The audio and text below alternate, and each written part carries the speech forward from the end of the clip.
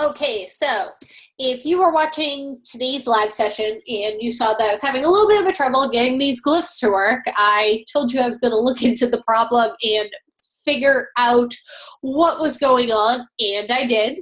So I'm going to quickly show you how you can remedy this if you are having the same problem that I am having. And again, this is the first time I've run into this problem.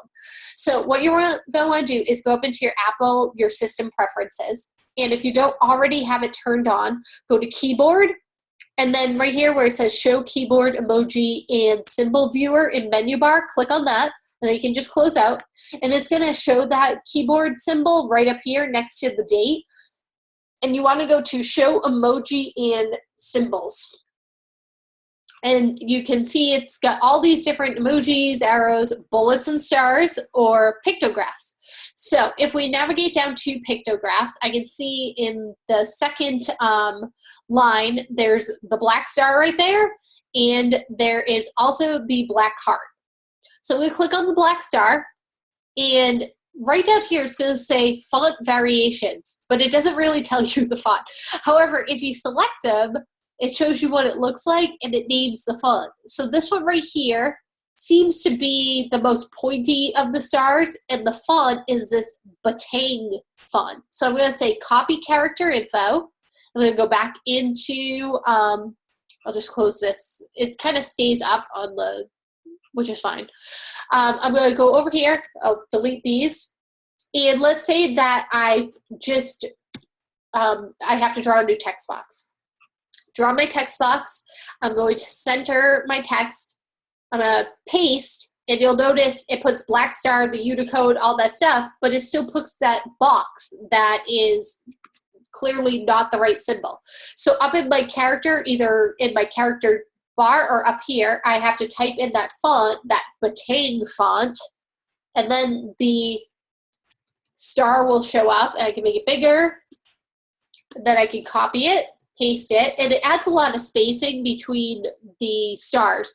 So right over here in your character box, if that's not open, go to window, type in tables and select character, or over here where it says VA, tracking VA, you want to make it smaller, so go to the negative to bring those stars closer to each other. So that is how you can do the star. You can do the same exact thing with the heart, which would be selecting the heart, and then you can click on one down here, and you can see Arial has that version of the heart. So you can copy character info. And I'll just close out this real quick. And what it's going to do is it is going to copy all of that other info, which is black heart, everything else. And if you're not on that font, you can change it to Arial. There you go. And you can get that heart. You can copy the heart. Oops. And if they're too close to each other or too far away, there you go. And you can adjust your spacing right here in that tracking, which is also up here. So just by selecting it and using your up-down arrow, you can go within 10 pixels, basically.